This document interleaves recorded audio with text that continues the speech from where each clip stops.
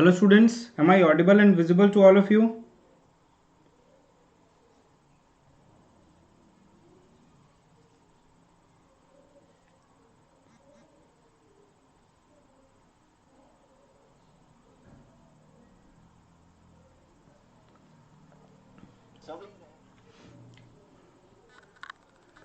Okay, fine.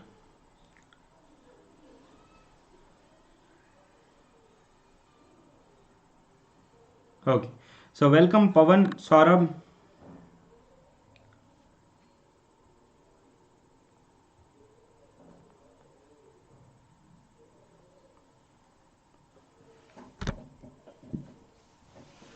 So I hope you guys are doing well.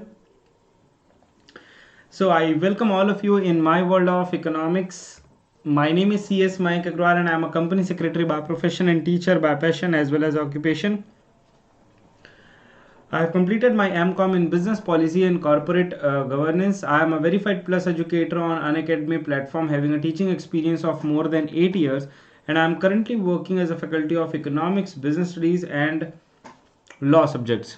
Okay, and now let's talk about the Unacademy Plus features. So जिन्होंने भी अभी तक Unacademy का Plus subscription नहीं लिया उनके लिए मैं बता दूं कि क्या क्या फीचर्स इसमें मौजूद हैं जो आपको मिलेंगे। सबसे पहली चीज़ तो आपको कंप्लीट सिलेबस कवरेज मिलेगा सारे सब्जेक्ट्स का। हर 3 सेशन के बाद एक डाउट क्लियरिंग सेशन होगा जिसमें आप अपने डाउट्स क्लियर कर सकते हैं, और अगर आपके डाउट नहीं रहते तो इसमें हम मल्टीपल चॉइस क्वेश्चंस और क्वेश्चन आंसर सेशन कराते हैं जिसकी मदद से आप अपनी प्रिपरेशन और जो कंसेप्ट अभी तक पढ़ा है वो उस पर ग्रिप बना सकें। उसके अलावा top educators all over India से एक पर्टिकुलर प्लेटफॉर्म पे आपके लिए यहाँ पर मौजूद है जिनसे आप सारे सब्जेक्ट्स को डिटेल में पढ़ सकते हैं। लाइव टेस्ट सीरीज आपके लिए कंडक्ट की जाती है जिसमें आप अपनी प्रिपरेशन टेस्ट कर सकते हैं।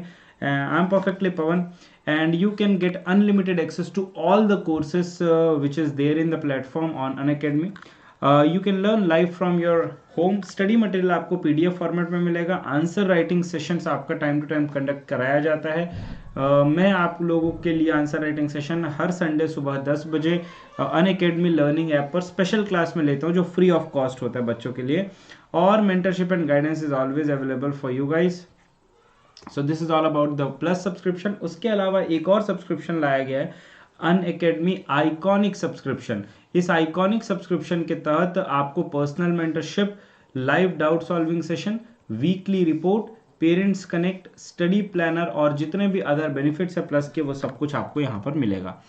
अनअकैडमी के लिए ये सब्सक्रिप्शन प्लान है, बहुत नॉमिनल प्राइस पे आपको सारे सब्जेक्ट्स, सारे स्ट्रीम और सारी फैकल्टी जो 11-12 पढ़ा रही हैं वो सब का एक्सेस आपको मिलेगा। तो आप लोग इसको बहुत इकोनॉमिकल बना सकते हैं आज ही खरीद के, बिकॉज ये सब्सक्रिप्शन प्लान बहुत जल्द बढ़ने वाले हैं। So use my referral code Mayank CS live so that you can get 10% discount. All of you Mayank CS live आप कोड जरूर यूज करें। चलिए अब आज क्या पढ़ने वाले हैं उसकी बात हम लोग कर लेते हैं। So guys today we are going to start with rural development. Okay, तो चैप्टर नंबर 6 रूरल डेवलपमेंट हम लोग आज करने वाले हैं बेसिकली।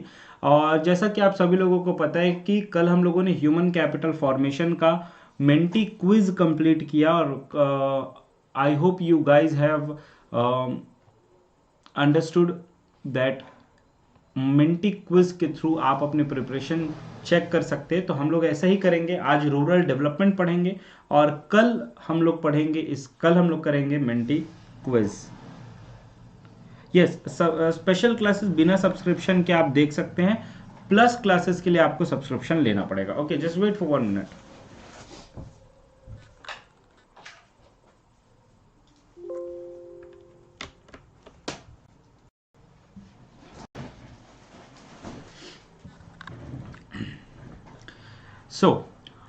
चलिए बात करते हैं बेटा रूरल डेवलपमेंट की। इसमें हम लोगों को क्या क्या टॉपिक्स पढ़ने हैं। तो रूरल डेवलपमेंट में हमारे पास टॉपिक्स है meaning, challenges, process, rural credit, critical appraisal of rural banking system and agricultural marketing system. उसके अलावा है diversification of the agricultural activities, non farm areas of employment and sustainable development. तो चलिए शुरू करते हैं आज का सेशन रूरल डेवलपमेंट का। सबसे पहले रूरल डेवलपमेंट का मतलब क्या होता है? रूरल डेवलपमेंट का मतलब ये होता है कि जो एरियाज अब पिछड़ते जा रहे हैं उनका डेवलपमेंट करना, जो गांव के एरियाज हैं उनको डेवलप करना, ताकि उस पर्टिकुलर एरियाज में न सिर्फ इकोनॉमिकली ग्रोथ हो सके बल्कि सोशली भी ग्रोथ हो सके। इसका मतलब ये है कि एक कंप्लीट सोशियो इकोनॉमिक प्रोसेस जिसके थ्रू रूरल लाइफ को इंप्रूव किया जा सके, उनका स्टैंडर्ड ऑफ लिविंग बढ़ाया जा सके, उस पूरे प्रोसेस को हम लोग कहते हैं rural development. It refers to the comprehensive, comprehensive का मतलब होता है कंप्लीट, सोशियो इकोनॉमिक का मतलब होता है social as well as economic aspects of which life, rural life. So this is basically the concept of rural development. उसके बाद हम लोग बात करते हैं आगे, what are the challenges in the rural development, क्या क्या challenges rural development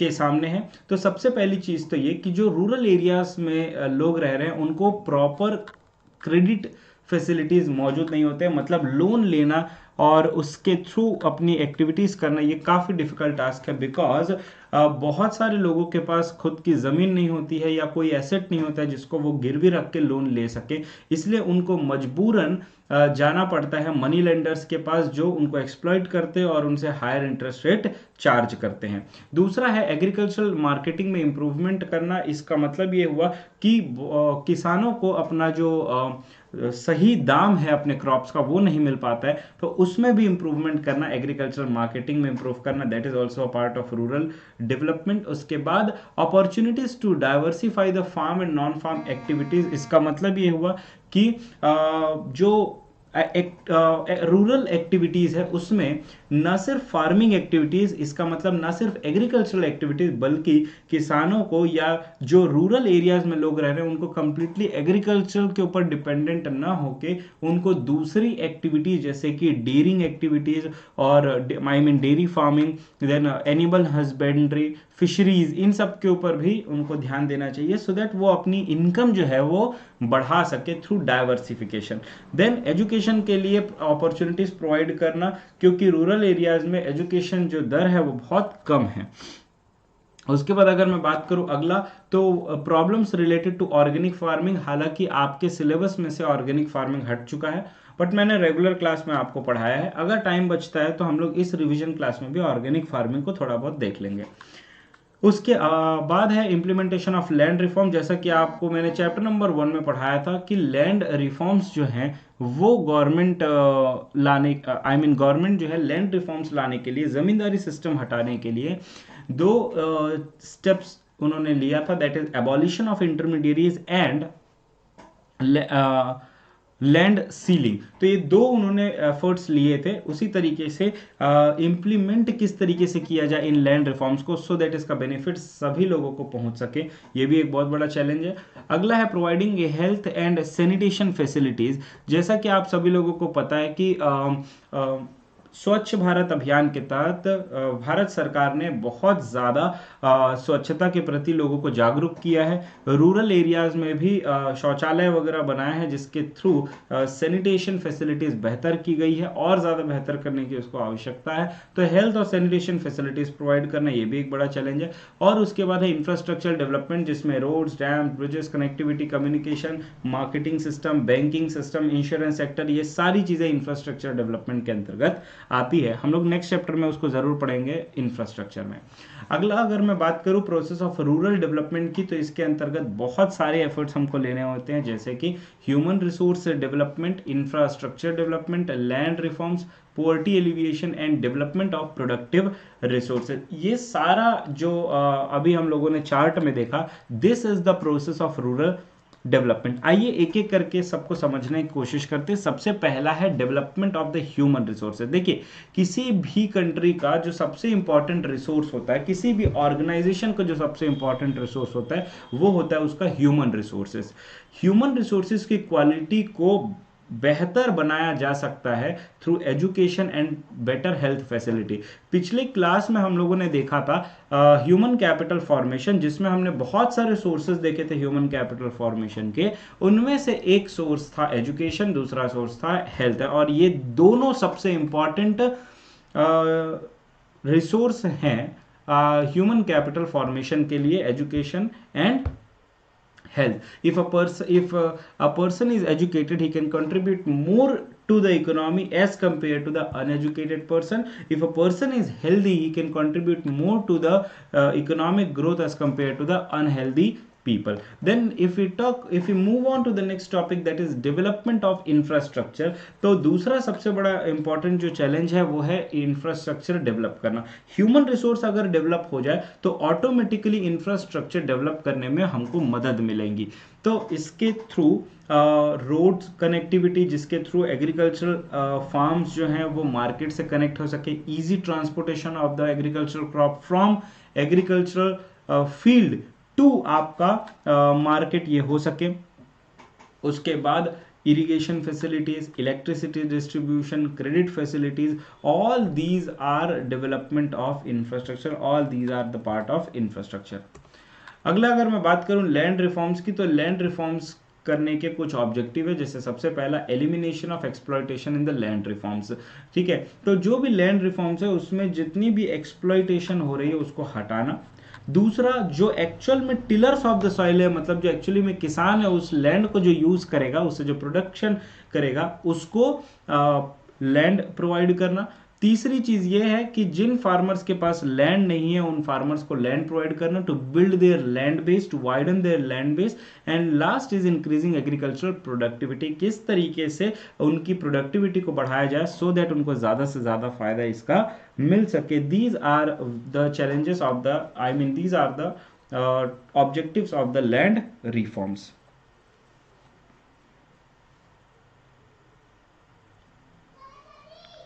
yes, moving on to the next is alleviation of poverty. जब मैंने आप लोगों को पॉवर्टी चैप्टर पढ़ाया था तो उसमें मैंने आपको बताया था कि गवर्नमेंट ने बहुत सारे ऐसी योजनाएं लेके आए हैं जिसके थ्रू वो पॉवर्टी एलिविएट कर सकते हैं, करती है, और जिससे कि वीकर सेक्शंस जो है, जो कमजोर वर्ग हैं, उनकी कंडीशंस को बेहतर बनाया जा सके. लास्ट है डेवलपमेंट ऑफ प्रोडक्टिव रिसोर्सेस, और जितने भी प्रोडक्टिव रिसोर्सेस है उसको डेवलप किया जाए जिससे कि एम्प्लॉयमेंट अपॉर्चुनिटी बढ़ सके. उदाहरण के तौर पे जैसे अभी आपका सोलर एनर्जी है. Solar energy can be a very good productive resource, it can be a very good productive resource. उसको डेवलप करने के ऊपर ध्यान देना चाहिए जिससे कि एम्प्लॉयमेंट अपॉर्चुनिटीज भी बढ़े और हमको एक क्लीन एनर्जी मिल सके. अगला जो टॉपिक है वो है रूरल क्रेडिट. अभी तक जो मैंने आप लोगों को पढ़ा है ये इंट्रोडक्शन ऑफ रूरल डेवलपमेंट के अंतर्गत आता है. पहले मुद्दे की हम लोग बात करते हैं बेटा रूरल क्रेडिट. ठीक, क्या होता है रूरल क्रेडिट का मतलब, तो आइए समझते हैं. जैसा कि मैंने आप सभी लोगों को बताया कि जो किसान होता है, देखिए रूरल डेवलपमेंट या रूरल एरिया की बात करते ही जो सबसे पहली पिक्चर हमारे दिमाग में आती है वो है फार्मर्स की. क्योंकि फार्मर्स जो है वो रूरल एरिया का एक समझ लीजिए बैकबोन है, स्तंभ है, इनफैक्ट पूरे इंडियन इकोनॉमी का एक स्तंभ है. आप लोगों ने देखा ही है जब हम बात करते हैं जब मैंने आप लोगों के लिए एक क्लास ली थी कोविड-19 and its impact on the economy, तब मैंने आपको जब बताया था कि हमारी जीडीपी जब -23.9% हो गई थी तो सिर्फ एक ऐसा ही इकलौता सेक्टर था जो पॉजिटिव जीडीपी दिखा रहा था और वो था हमारा फार्मिंग सेक्टर. ओके, तो जो फार्मर्स हैं उनको क्रेडिट की आवश्यकता पड़ती है, उनको लोन की आवश्यकता पड़ती है, और अपनी फार्मिंग एक्टिविटीज को कैरी ऑन करने के लिए नॉन फार्मिंग एक्टिविटीज जैसे डेयरी, नॉन प्रोडक्टिव एक्टिविटीज जैसे कि आपका मैरिज हो गया, रिलीजियस सेरेमनी, इन सब के लिए उनको लोन की आवश्यकता पड़ती है. तो यहाँ पर rural credit is required for to purposes, one for productive purpose, second is non productive purpose. Productive purpose includes farming activities, non farming activities. Non-productive activities basically includes your marriage, religious ceremony, etc. Fine. Next, moving on to the next topic is an efficient and effective rural credit is important for raising the agricultural productivity and incomes. Obvious बात है कि अगर उनको loan नहीं मिलेगा, if the farmer do not get the loan, how can they do the agricultural activity and how can they earn the income? So it is very important to have an efficient and effective rural credit which is important for raising the agricultural productivity and incomes. अगर मैं next बात करूं that is sources of rural credit की, तो दो प्रकार के rural credit होते हैं, एक होता है नॉन इंस्टीट्यूशनल सोर्सेस और दूसरा होता है इंस्टीट्यूशनल सोर्सेस।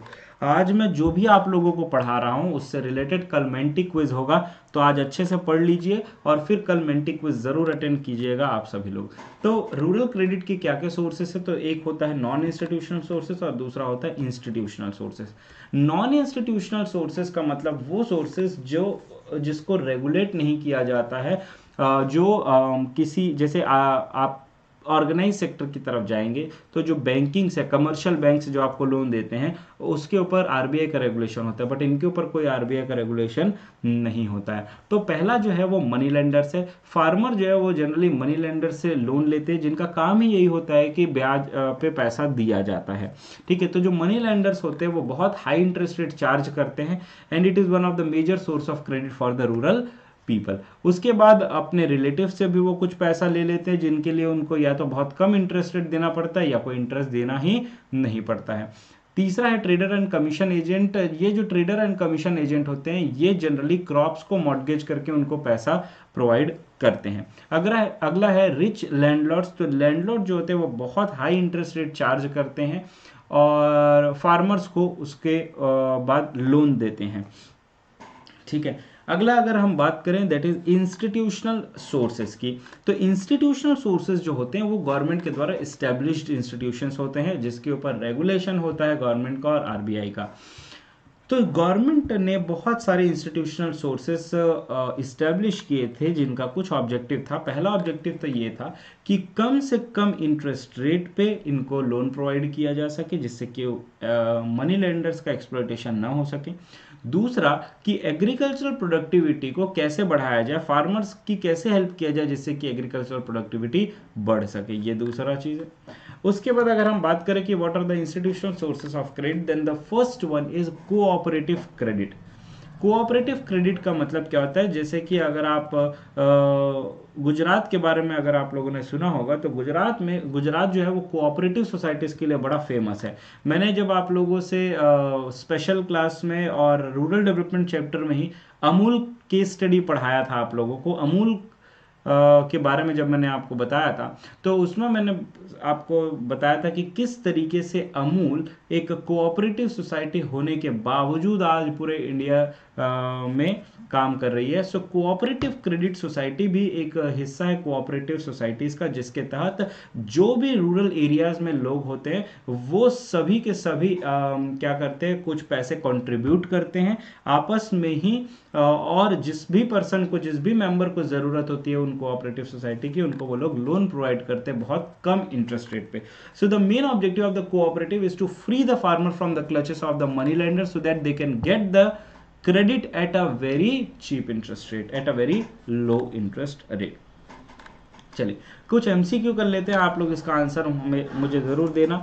सबसे पहला, the sources of credit is broadly classified into dash types, A5, B3, C4 और D2। कितने सोर्सेस ऑफ क्रेडिट है? Yes all of you please answer it. 5, 3, 4, 2।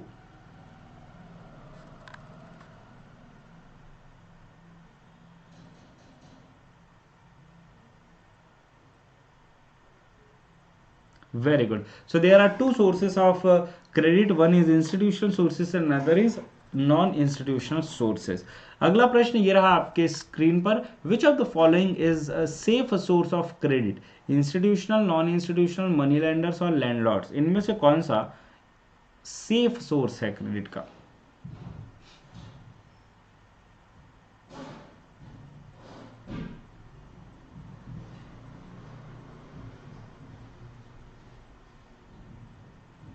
Very good, institutional sources, क्योंकि वो रेगुलेटेड होता है। चलिए moving on to the next topic, let's talk about the land development banks.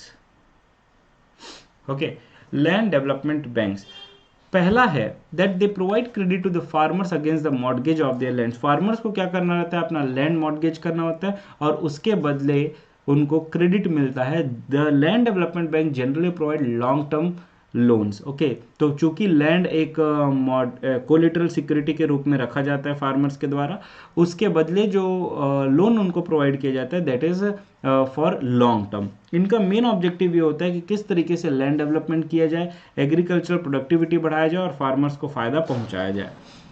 तीसरा होता है कमर्शियल बैंक क्रेडिट। जनरली जो कमर्शियल बैंक्स हैं वो रूरल क्रेडिट में बहुत ही स्मॉल प्रोपोर्शन रखते हैं। क्यों? क्योंकि यहाँ पर उनको शॉर्ट टर्म लोन दिया जाता है। तो कमर्शियल बैंक्स जो हैं वो शॉर्ट टर्म क्रेडिट देते हैं, जबकि land development banks long term credit देते हैं। So earlier the commercial banks played a small role in advancing the rural credit, पहले की बात कर रहा था मैं ये। लेकिन जब नेशनलाइजेशन हुआ, सर नेशनलाइजेशन का मतलब, nationalisation is just opposite of privatisation. Privatisation में होता क्या है कि पब्लिक सेक्टर प्राइवेट सेक्टर के हाथों में दे दिया जाता है, दैट इज प्राइवेटाइजेशन। लेकिन नेशनलाइजेशन का मतलब क्या है कि गवर्नमेंट जो प्राइवेट सेक्टर है वो गवर्नमेंट के हाथ में चला जाता है। अगला अगर मैं बात करूं नाबार्ड की, तो नाबार्ड क्या है basically? NABARD is an apex bank. Apex का मतलब होता है supreme bank, which coordinates the functioning of the different financial institution for expansion of the rural credit। अब इसका मतलब क्या हुआ सर? जिस तरीके से मैंने आपको बैंकिंग चैप्टर में पढ़ाया था कि जो हमारा बैंकिंग सेक्टर है उसका जो हेड है वो कौन है? आरबीआई। बैंकों का bank central bank, that is RBI. उसी प्रकार से स्पेसिफिकली अगर रूरल क्रेडिट की मैं बात करूं तो रूरल क्रेडिट के लिए जो बैंक काम करती है उसको हम लोग कहते हैं NABARD, that is national bank for agricultural and rural development. Okay, this is the apex bank for expansion of the rural credit. इसका मेन मकसद ये है कि रूरल एरियाज में किस तरीके से क्रेडिट को बढ़ाया जाए, किस तरीके से जो रूरल एरियाज के लोग हैं उनको लोन प्रोवाइड किया जाए जिससे कि वो अपनी agricultural activities, non farming activities में हेल्प कर सके, उनको हेल्प मिल सके। इसके लिए वो बहुत सारे इंस्टीट्यूशंस की मदद लेती है, जैसे कि cooperative banks, commercial banks, regional rural banks. ये सब डिफरेंट टाइप्स ऑफ बैंक्स होते हैं। Okay, and with the help of these banks central bank, that is NABARD assist them in giving the credit to the rural people। Multiple choice questions कर लेते हैं। Which of the following is an apex bank for facilitating the rural credit and agricultural development? A SBI, B NABARD, C SIDBI और D RBI. सभी लोग अपना answer देंगे फटाफट। इनमें से कौन सा बैंक एपेक्स बैंक है रूरल क्रेडिट के लिए? वेरी गुड गाइज, अभी अभी हम लोगों ने पढ़ा था, that is NABARD. So NABARD is a apex bank, national bank for agriculture and rural development. अगला प्रश्न ये रहा, आपके स्क्रीन पर सोच समझ के उत्तर दीजिएगा। विच of the following is not an non institutional sources of credit? बड़ा इंटरेस्टिंग क्वेश्चन है, घुमा के ऐसे दे सकते हैं। Which of the following is not a non institutional sources of credit? Money lender, relative, cooperative, trade and commission agents.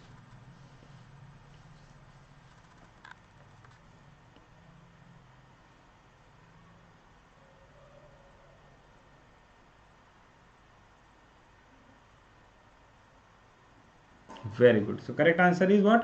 Cooperatives. So cooperative is a institutional sources. It is not a non-institutional sources. Fine.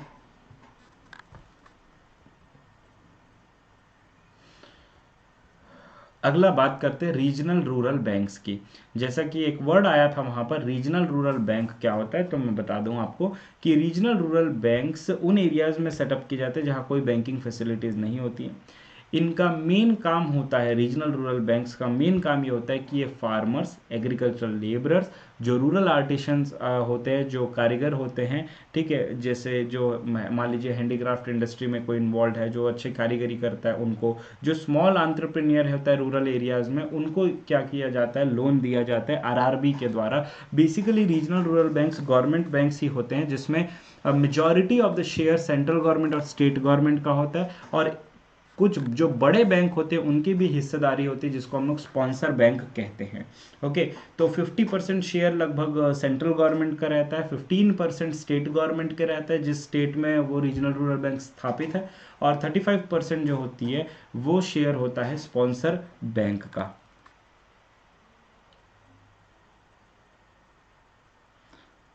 Ask doubt का options नहीं मिल रहा है laptop में, कहाँ मिलेगा please बता दो गुरुजी। बेटा यूट्यूब पर पूछ रहा है, दिव्यांश की लर्निंग ऐप पर पूछ रहा है। यूट्यूब पर तो ऐसा कोई फैसिलिटी नहीं है।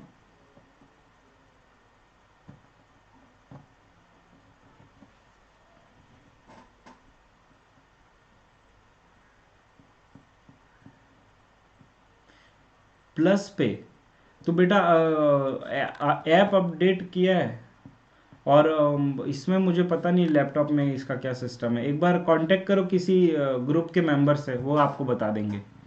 ठीक है, मेरे टेलीग्राम ग्रुप पर जाके किसी भी बच्चे से पूछ सकते हो आप, दिव्यांश। चलिए back to the topic. I hope आपको रीजनल रूरल बैंक समझ में आया होगा कि रीजनल रूरल बैंक्स क्या होता है। अगला प्रश्न ये रहा आपके स्क्रीन पर, which of the following is an apex bank for providing the rural credit through cooperatives and RRB. अच्छा, ये तो हो चुका है। अगला प्रश्न देखो, which of the following provide long term funds for the rural areas. अब यहाँ पे मैंने अभी अभी आपको बताया था, A commercial banks, B land development bank, C both और D none. Correct option is what?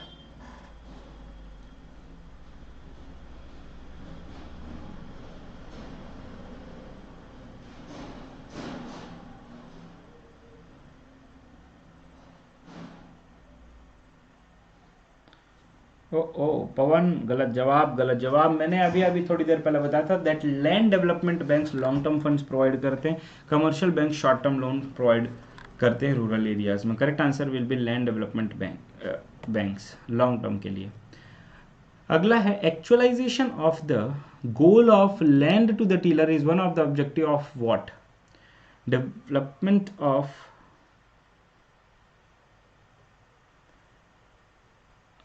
Okay wait for 1 minute Divyansh.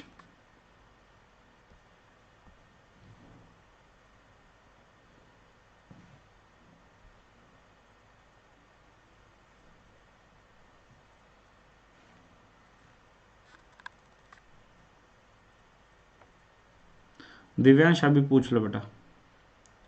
Divyansh now ask, group में पूछ लो अभी।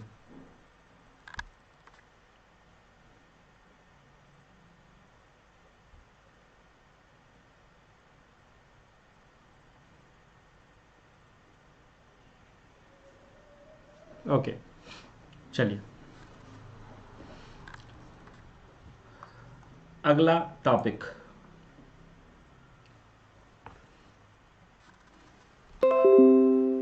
तो कुछ इंस्टीट्यूशनल सोर्सेस हम लोगों ने पढ़ लिए थे, आगे के इंस्टीट्यूशनल सोर्सेस पढ़ते हैं। अगला है आपका self help group bank linkages programme.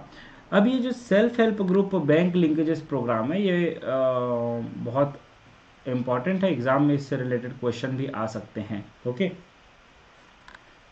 तो जितने लोगों ने भी, एक इन्फॉर्मेशन दे दूं, जितने लोगों ने भी अभी तक मेरे टेलीग्राम ग्रुप को ज्वाइन नहीं किया है, आप मेरे टेलीग्राम ग्रुप को ज्वाइन कर सकते हैं।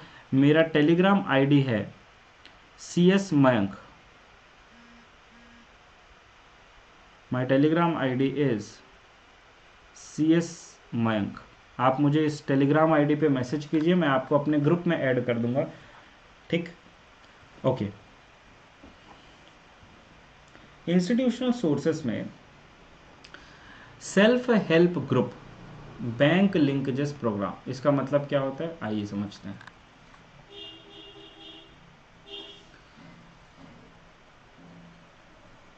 Self help group bank linkages programme was started by NABARD as a pilot project in 1989। इसकी हिस्ट्री थोड़ी सी मैं आपको बताऊंगा। तो ये जो सेल्फ हेल्प ग्रुप था, ये गुजरात से स्टार्ट हुआ था बेसिकली, सूरत से स्टार्ट हुआ था। कोऑपरेटिव जो सोसाइटीज़ का कंसेप्ट है, सेल्फ हेल्प ग्रुप का जो कंसेप्ट है, तो नाबार्ड ने क्या किया, 1989 में इसको as a pilot project launch किया।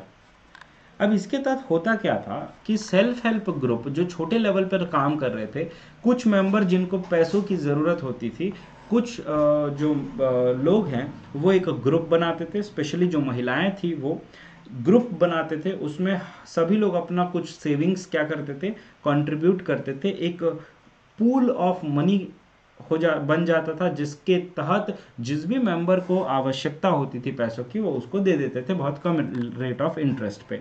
उसका वो यूज करते थे और फिर पैसा वापस कर देते थे। पूरा ट्रस्ट बेसिस पे ही चलता है। तो उसके बाद धीरे धीरे क्या हुआ कि ये बड़ा सक्सेसफुल हुआ।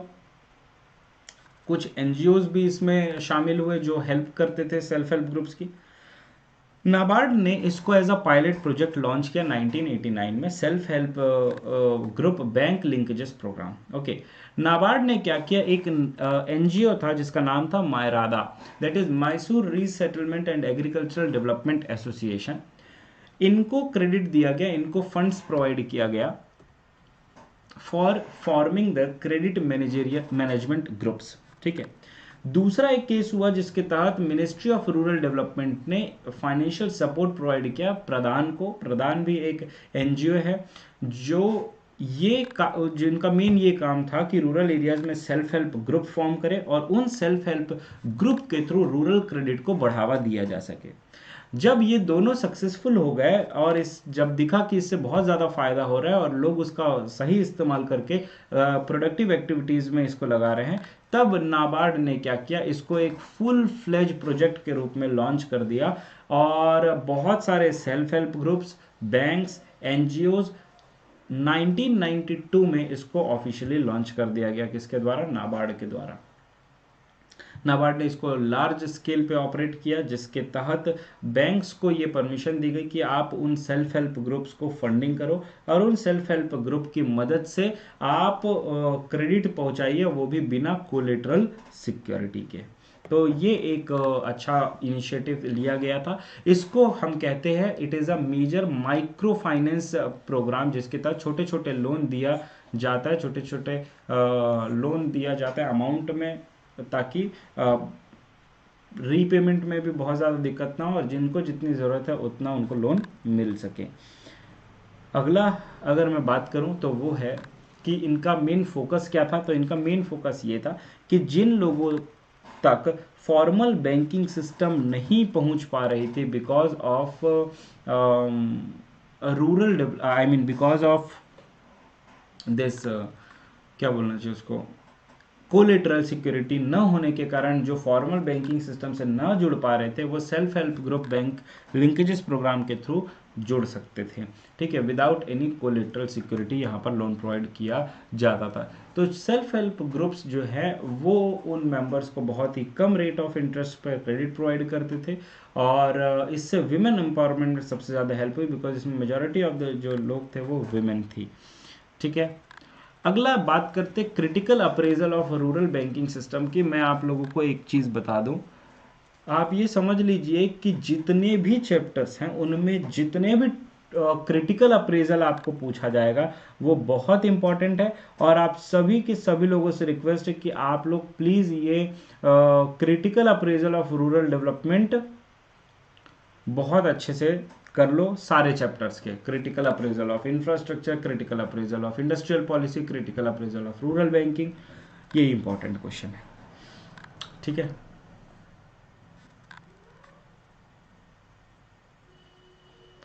कल इसका वो होगा जब मिंटी क्विज होगा, परसों हम लोग क्वेश्चन आंसर्स करेंगे। ठीक है, मैं क्वेश्चन पेपर आप लोगों के लिए लेके आऊँगा।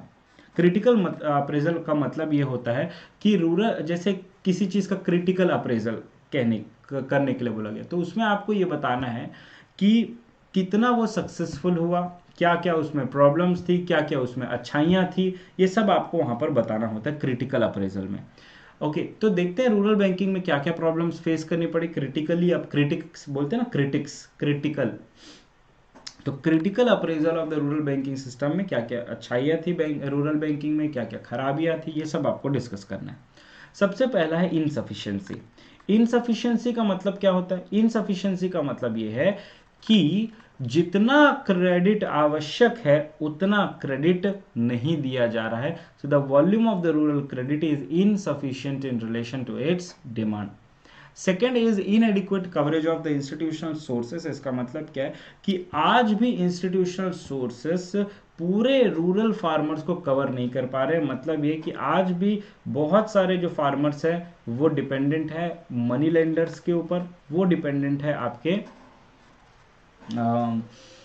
जो लैंडलॉर्ड्स हैं उनके ऊपर. ठीक है. Next is इनएडिक्वेट amount of loan. जो भी अमाउंट ऑफ लोन सेंक्शन किया गया फार्मर्स को वो उनकी रिक्वायरमेंट से कम है, उनकी रिक्वायरमेंट को फुलफिल नहीं करता है.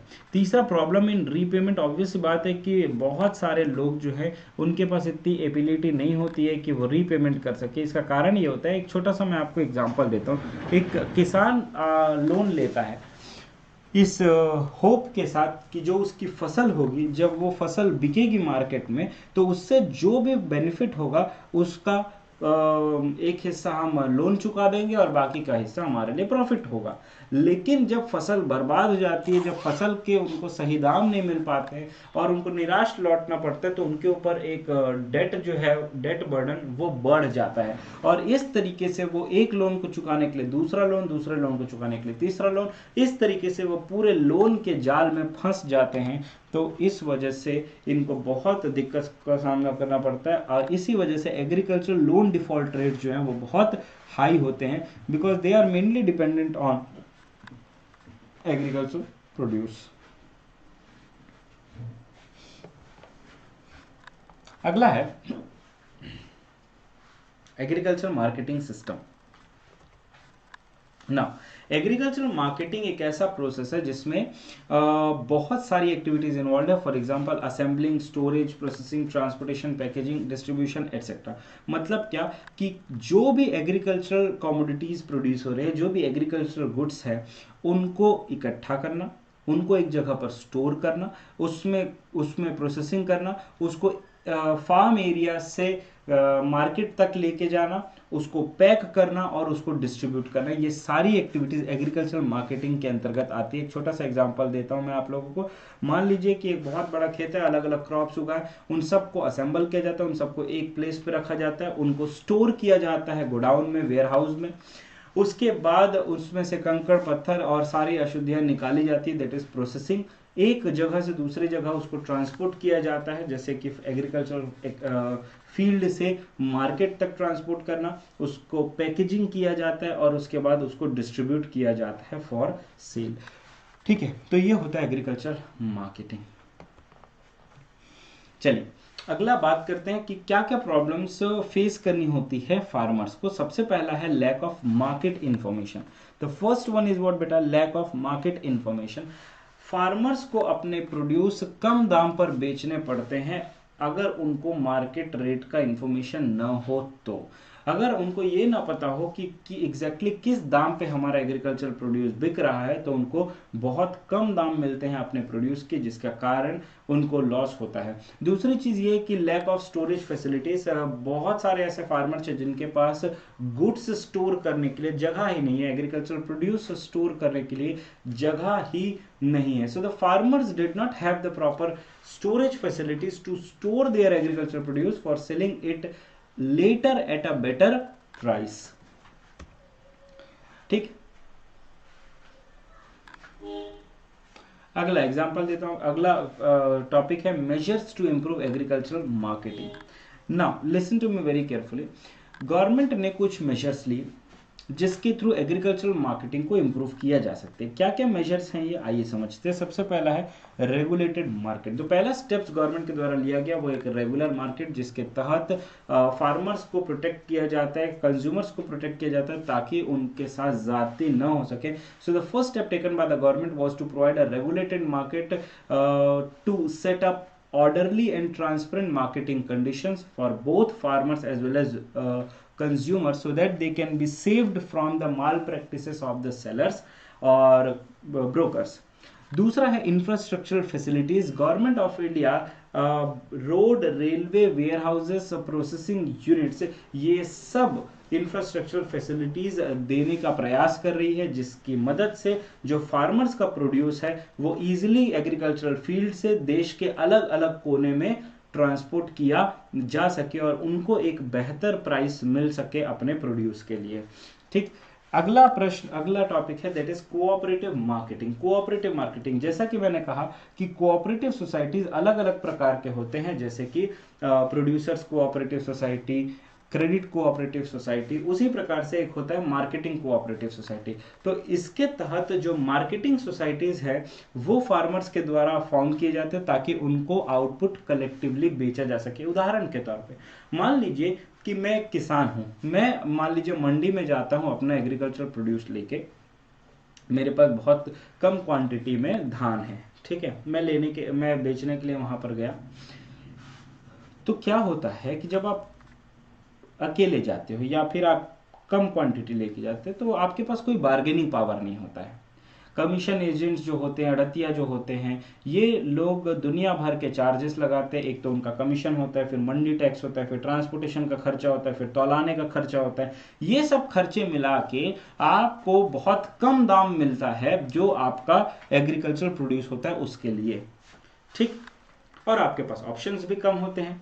वो जो प्राइस बोल दिया उस पर आपको मजबूरन बेचना पड़ेगा क्योंकि आपके पास कोई ऑप्शन ही नहीं है।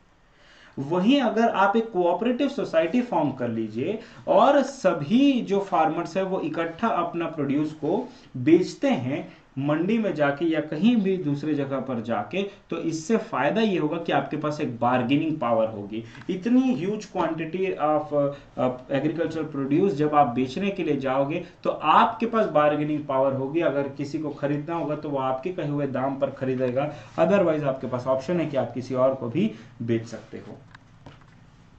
चौथा है डिफरेंट पॉलिसी इंस्ट्रूमेंट्स। अब गवर्नमेंट ने बहुत सारे अलग अलग, ये सबसे इंपॉर्टेंट क्वेश्चन है, एग्जाम में आएगा। डिफरेंट पॉलिसी इंस्ट्रूमेंट्स, गवर्नमेंट ने अलग अलग इंस्ट्रूमेंट्स इस्तेमाल किए जिसके तहत गवर्नमेंट ने प्रोटेक्ट करने की कोशिश की फार्मर्स को, एग्रीकल्चरल जो रूरल एरियाज के लोग हैं उनको। सबसे पहला जो आज आप लोग बहुत ज्यादा नाम सुनते होंगे उसका नाम है MSP, that is minimum support price. दूसरा है मेंटेनेंस ऑफ बफर स्टॉक और तीसरा है पीडीएस। आइए एक एक करके डिस्कस करते हैं। सबसे पहला MSP, minimum support price. Minimum support price exactly होता क्या है? गवर्नमेंट कुछ एग्रीकल्चरल प्रोडक्ट्स के लिए एक न्यूनतम समर्थन मूल्य तय करती है। मिनिमम सपोर्ट प्राइस का मतलब यह होता है कि एग्रीकल्चरल प्रोड्यूस कम से कम इतनी कीमत पर बिकेगा, इससे कम में कोई नहीं बेच सकता है, ना इससे कम में कोई खरीदेगा। अगर मान लीजिए कि मार्केट में कोई भी इससे कम में खरीदता है तो गवर्नमेंट उसको खरीदेगी एमएसपी पर। So government fixes the MSP for agricultural products like wheat, rice, sugarcane, pulses etcetera to safeguard the interest of the farmers. Government ये प्राइस ऑफर करती है कि गवर्नमेंट आपको ये पर्टिकुलर प्राइस देगी आपके प्रोड्यूस के लिए। ठीक है, तो आप अपना प्रोड्यूस गवर्नमेंट को बेच सकते हैं इस फिक्स्ड प्राइस पर। ठीक, maintenance of the buffer stock.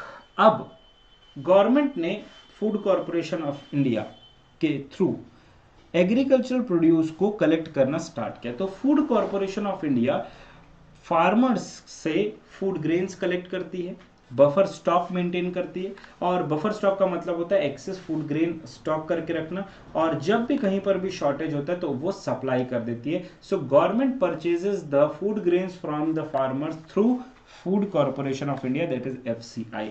अगला है पब्लिक डिस्ट्रीब्यूशन सिस्टम। आप सभी लोगों ने अपने आसपास राशन शॉप्स का नाम सुना ही होगा। तो ये जो छोटे छोटे राशन शॉप्स होते हैं उनके थ्रू पब्लिक डिस्ट्रीब्यूशन सिस्टम एक ऑपरेट किया गया। So public distribution operates through network of ration shops जो जरूरत की कमोडिटीज, एसेंशियल कमोडिटीज प्रोवाइड करती है बहुत कम कीमत पर, जिसमें आपके पास गेहूं आएगा, गेहूं आएगा, चावल आएगा, शक्कर आएगा, नमक आएगा और केरोसिन ऑयल आएगा। ये सारी चीजें जो है वो समाज के जो वंचित वर्ग हैं, जो poor sections of the society, जो बीपीएल वाले हैं, उनको ये बहुत कम दाम पर क्या किया जाता है, प्रोवाइड किया जाता है। सो ये जो 3 सिस्टम है, minimum support price, buffer stock and public distribution system, all these are different policy instruments adopted by the government to safeguard the farmers. अगला अगर मैं बात करूं, emerging alternate marketing channels. Now what is the meaning of emerging alternate marketing channels? तो समझिएगा। पहला है origin of the farmers market। आप सभी लोगों ने मंडी का नाम सुना होगा, ठीक है। तो ये जो है, ये मंडी यही है। मंडी का कंसेप्ट बेसिकली है क्या, अलग अलग क्षेत्रों में, अलग अलग राज्यों में इसको अलग अलग नाम से जाना जाता है। कुछ लोग मंडी कहते हैं, कुछ लोग एपीएमसी कहते हैं, ये सारे उसके नाम है। एग्रीकल्चरल प्रोड्यूस मार्केटिंग कोऑपरेटिव्स मंडी, पंजाब हरियाणा राजस्थान में इसको अपनी मंडी कहा जाता है, ठीक है। हड़पसर में भी एक पुणे में भी एक हड़पसर मंडी है। इसमें बेसिकली होता क्या है कि फार्मर्स अपना एग्रीकल्चरल प्रोड्यूस इन मंडी में लेके जाते हैं, ठीक। इस मंडी में बहुत सारे अड़हतिया होते हैं, ठीक। वो अड़हतिया होलसेलर्स को ये एग्रीकल्चरल प्रोड्यूस क्या करते हैं, बेचते हैं। तो अलग अलग किसान अड़हतिया से कांटेक्ट करता है, अड़हतिया अलग अलग होलसेलर्स को इनका माल बेचता है।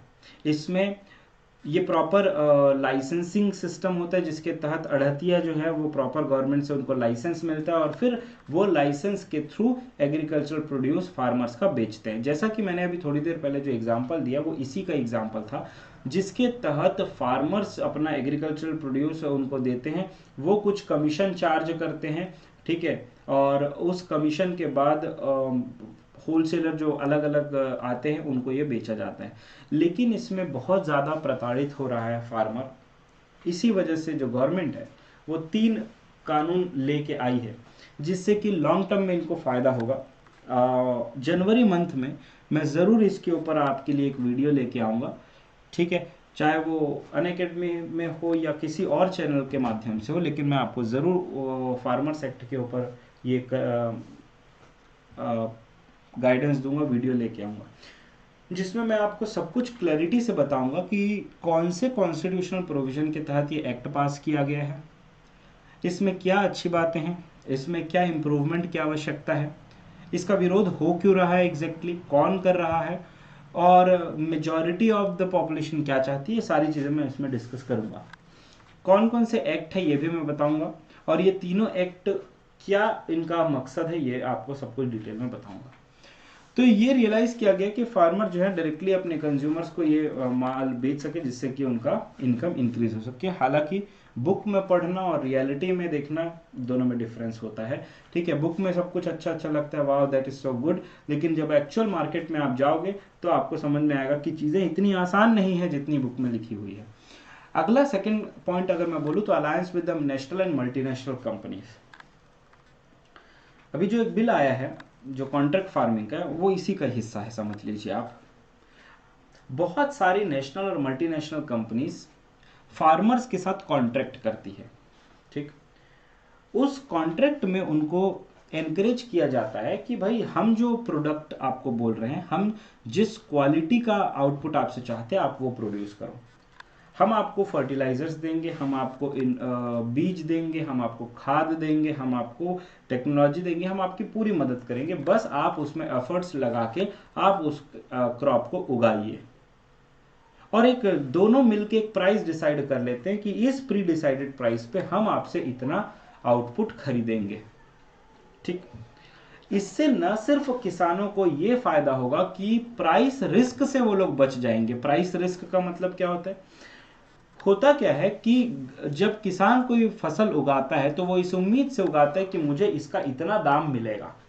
3 महीने बाद जब फसल कटती है और फसल तैयार होती है तो उसके बाद पता चलता है कि मार्केट में तो इसका दाम ही नहीं है, और फिर इसके विरोध में फार्मर्स क्या करते हैं, अपना पूरा प्रोड्यूस जो है वो सड़कों पर वेस्ट कर देते हैं, दूध प्रोड्यूसर जो है वो दूध बहा देते हैं। आपने कई बार ऐसे विरोध होते देखा होगा।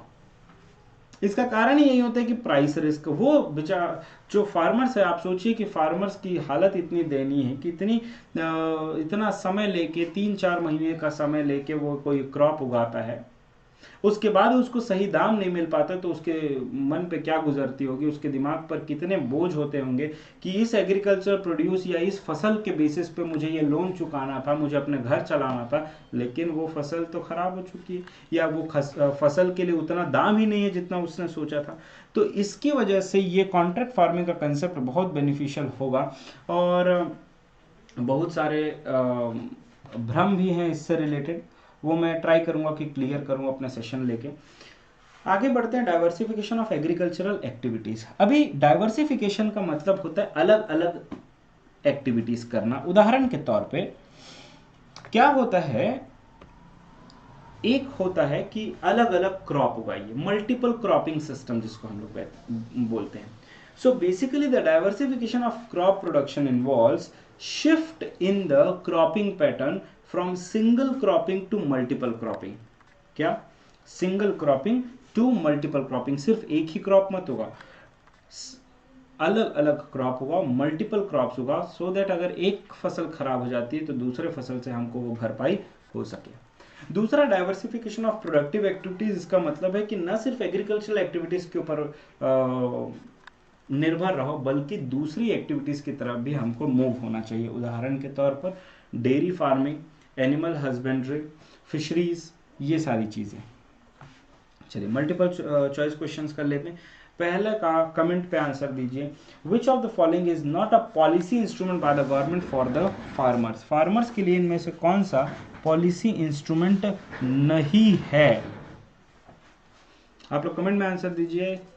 मैं चार्जर लगा के आता हूं।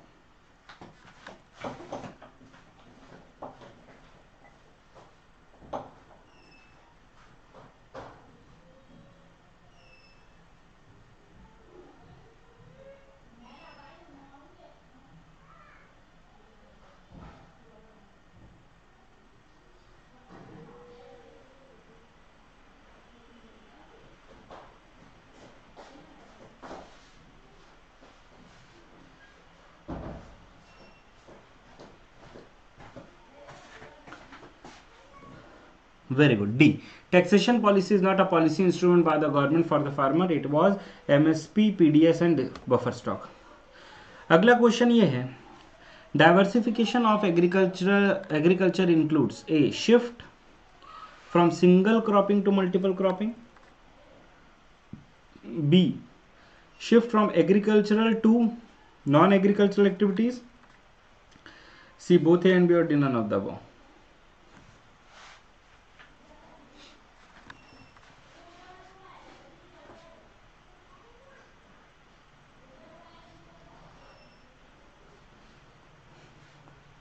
Yes, all of you give the answer. C option, very good, both A and B. Khushi, correct answer is beta C. So diversification includes shifting from single cropping to multiple cropping and shifting from agricultural to non-agricultural activities.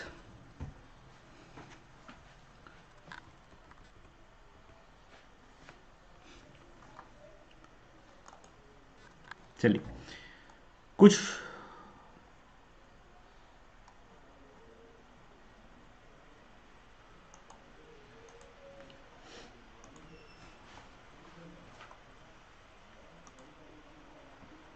just give me 1 minute.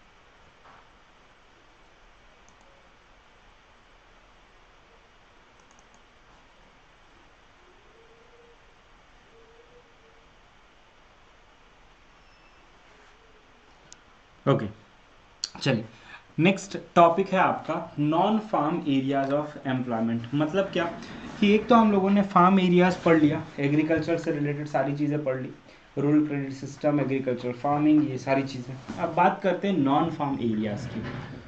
मतलब ऐसे areas जो farming से अलग हैं और rural areas के लोगों को रूरल एरियाज के लोगों को एम्प्लॉयमेंट अपॉर्चुनिटीज प्रोवाइड करते हैं। हे भगवान, प्रिया ने ऐसा क्वेश्चन पूछ लिया है, sir when the revision series of Indian economy will start. बेटा revision series of Indian economy is going on. हम लोग ये समझ लीजिए कि ऑलमोस्ट आधे से ज़्यादा कर चुके हैं। ये रूरल डेवलपमेंट चैप्टर चल रहा है, चैप्टर नंबर 6।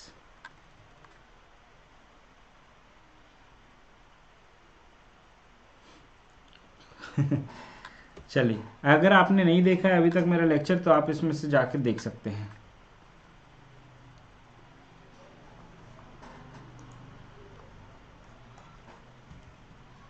एक आध जस्ट गिव मी 1 मिनट।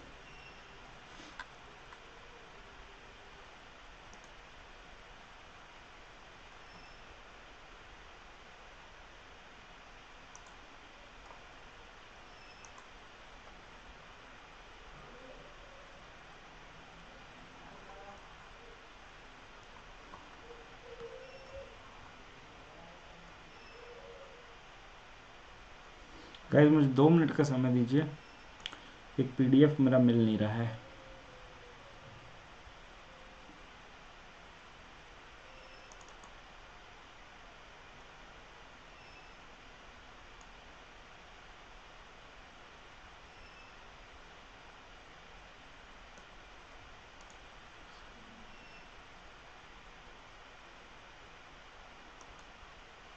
इसके पहले वाला कहाँ गया?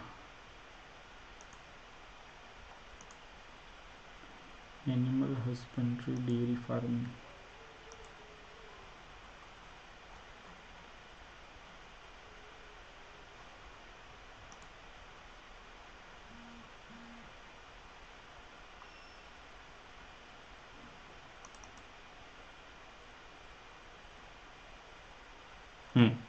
चलिए, सो डाइवर्सिफिकेशन ऑफ एग्रीकल्चरल एक्टिविटीज जो है, ये डाइवर्सिफिकेशन ऑफ एग्रीकल्चरल एक्टिविटीज को डिटेल में पढ़ते हैं।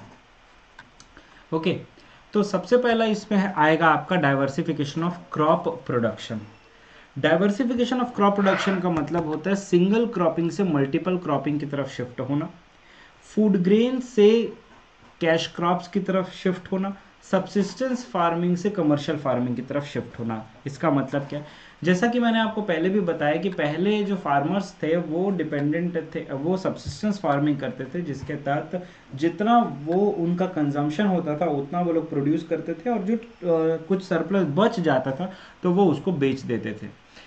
अब इससे single cropping to multiple cropping system से फायदा क्या होगा कि जब हम अपना पैटर्न चेंज करेंगे तो इससे कि हम अपना क्रॉपिंग पैटर्न फूड ग्रेन से कैश क्रॉप्स की तरफ शिफ्ट कर सकते हैं, जिससे कि हम फूड ग्रेन्स तो उगाएं ही, जैसे कि वीट, राइस, पल्सेस, ये तो सब फूड ग्रेन्स में आते हैं। उसके अलावा कॉटन, जूट, शुगर केन, ये सब कैश क्रॉप्स में आते हैं, जिसके तहत हम सब्सिस्टेंस फार्मिंग से कमर्शियल फार्मिंग की तरफ मूव हो सकें।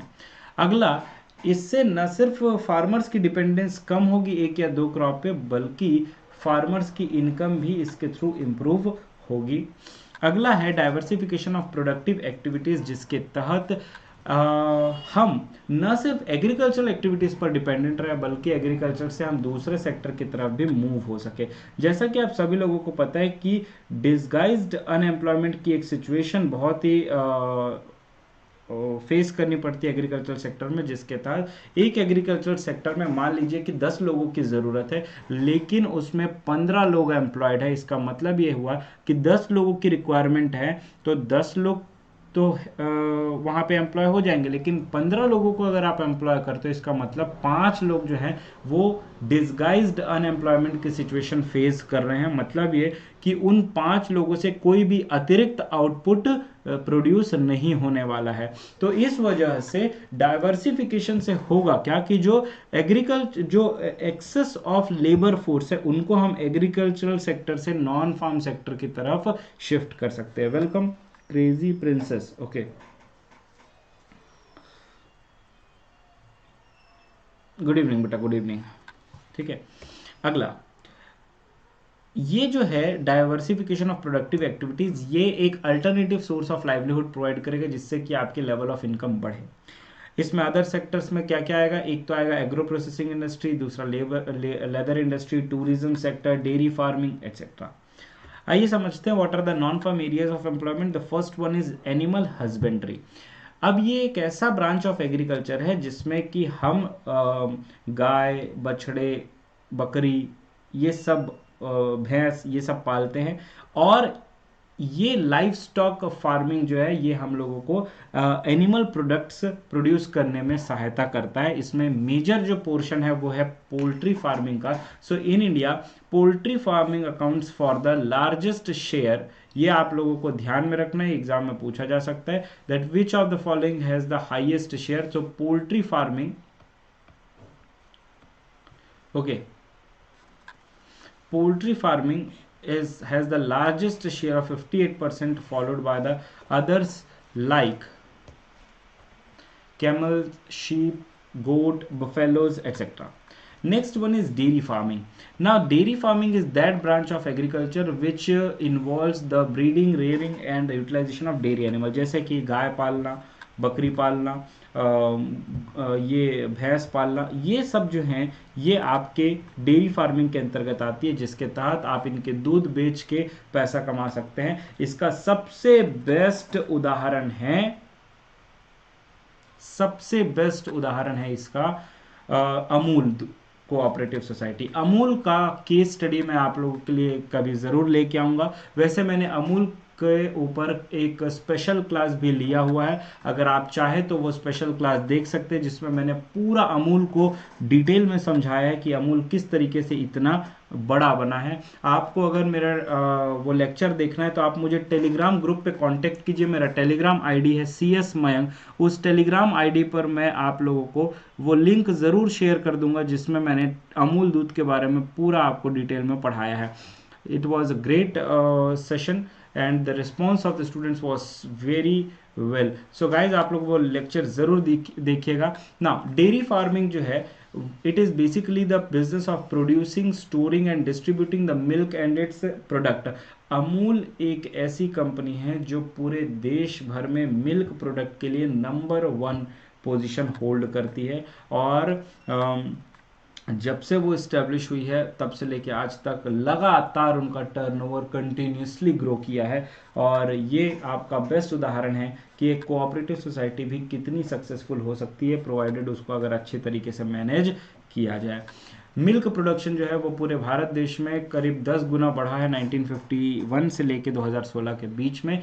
इसके लिए सबसे ज़्यादा जो श्रेय जाता है वो है ऑपरेशन फ्लड को। ऑपरेशन फ्लड या white revolution national dairy development board के द्वारा 1970 में स्थापित किया गया था या स्टार्ट किया था under the chairmanship of doctor Verghese Kurien. इसी से रिलेटेड मैंने आपको पूरी एक डिटेल्ड केस स्टडी दी है अमूल दूध के ऊपर, जिसके तहत मैंने आप लोगों को जो भी कंसेप्ट है उसको प्रैक्टिकली रिलेट करने की कोशिश की है। तो जो आप लोग बुक में पढ़ते हो, मैं आप लोगों को रेगुलर क्लास में सिर्फ बुक की बातें नहीं बल्कि वो चीज़ें भी बताता हूँ जिससे कि आप अपने डेली लाइफ से रिलेट कर सके और कंसेप्ट को बेहतर समझ सके। तो ये था आपका बेसिकली ऑपरेशन फ्लड। इसके बारे में कुछ और चीज़ें पढ़ लेते हैं। इसका मेन मकसद था, इस प्रोग्राम का मेन मकसद था कि एक नेशन वाइड नेटवर्क क्रिएट किया जा सके मिल्क का, जिसके तहत देश के अलग अलग पार्ट से फार्मर्स अपना मिल्क पूल करें, जो उनका अर्बन सेंटर्स है, जो उनके नियरेस्ट कोऑपरेटिव्स है, वहाँ पर वो प्रोवाइड किए और पूरे देश भर में उनके दूध जो है वो बिक सके। So under this operation all the farmer pool their milk produce according to the different grade and it is marketed to the urban centers through the cooperatives.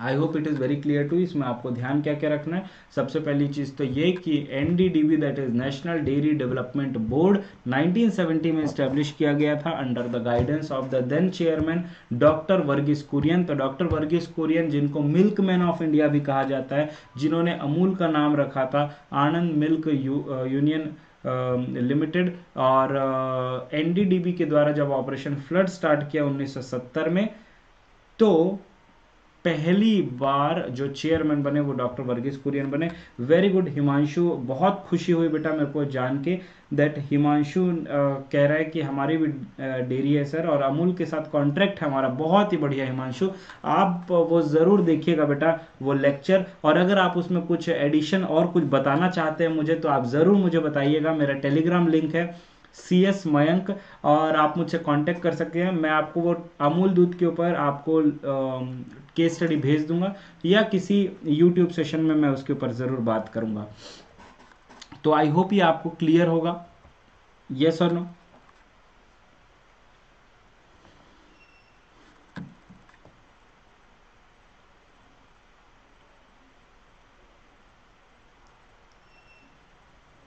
चलिए आगे के टॉपिक्स को कर लेते हैं।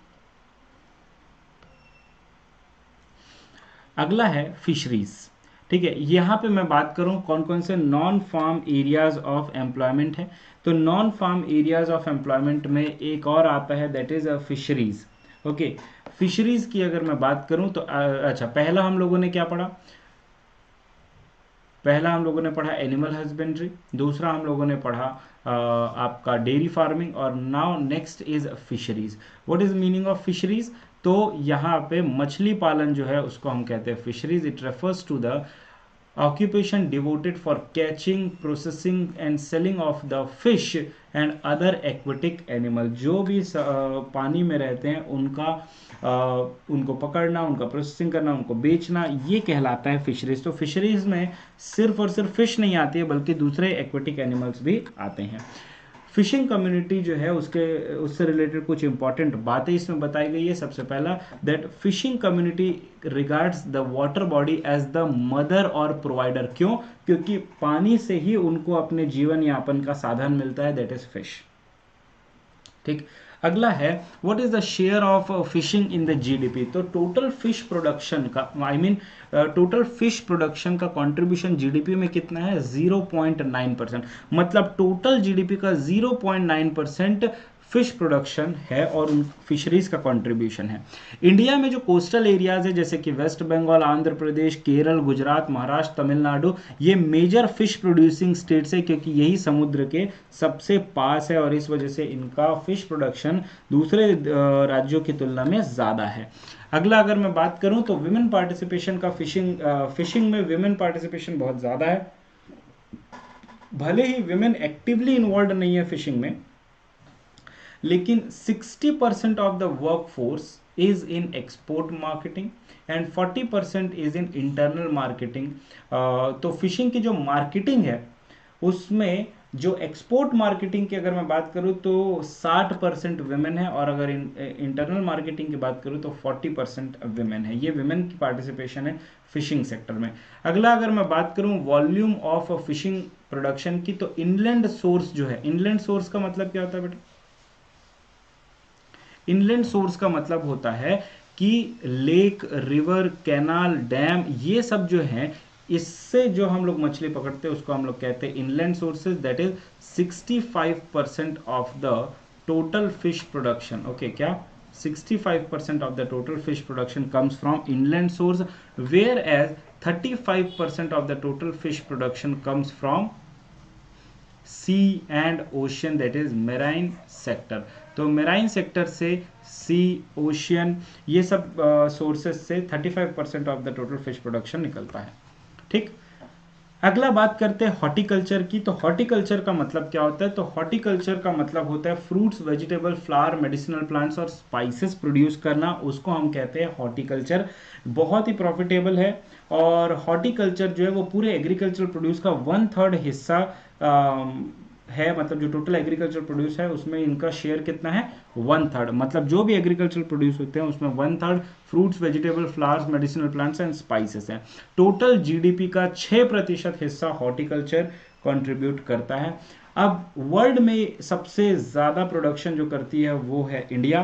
सो India has emerge as a global leader in producing a variety of fruits, cashew nuts and number of spices. मतलब अलग अलग प्रजातियों के जो फ्रूट्स है, कैश्यू नट्स है और जो स्पाइसेस है, उसमें इंडिया नंबर 1 है। ठीक है, अगला अगर मैं बात करूं improvement in the economic condition, तो हॉर्टिकल्चर जो है वो इकोनॉमिक कंडीशन के हिसाब से भी बहुत ही फायदेमंद है। बहुत सारे जो फार्मर्स है हॉर्टिकल्चर में एंगेज्ड है, हॉर्टिकल्चर में इन्वॉल्व है, और उनको बहुत ज़्यादा फायदा मिलता है।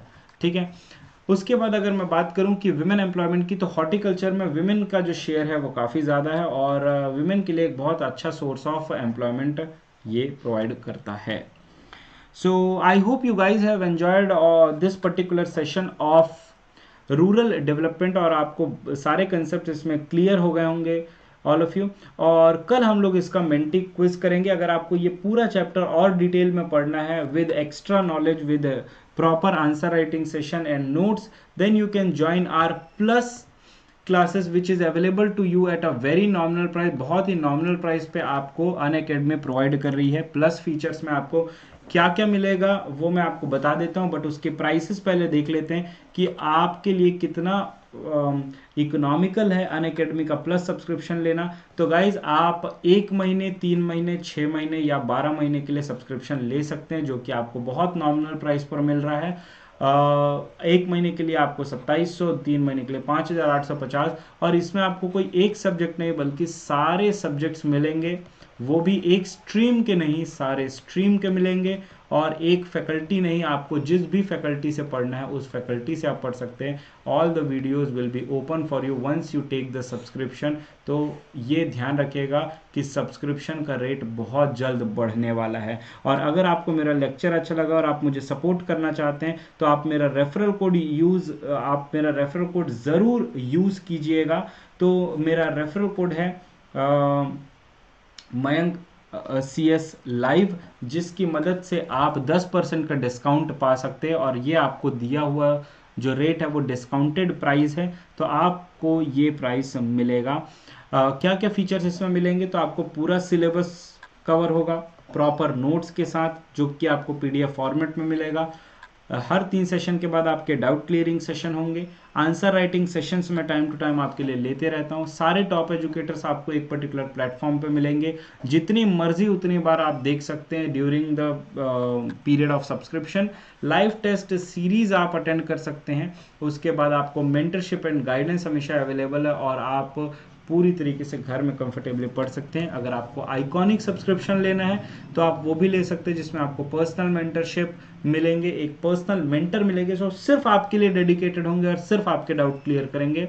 वीकली रिपोर्ट आपको मिलेगा, पेरेंट्स कनेक्ट आपको हो, पेरेंट्स से आप कनेक्ट कर सकते हैं, स्टडी प्लानर आपको मिलेंगे, और जितने भी अदर बेनिफिट्स हैं प्लस के, वो सारा कुछ आप लोगों को मिलेगा बहुत ही नॉमिनल प्राइस पे। ये सारा सब्सक्रिप्शन डिटेल्स आप नोट डाउन कर लीजिए। मेरा referral code Mayank CS live, ज़रूर सपोर्ट कीजिएगा।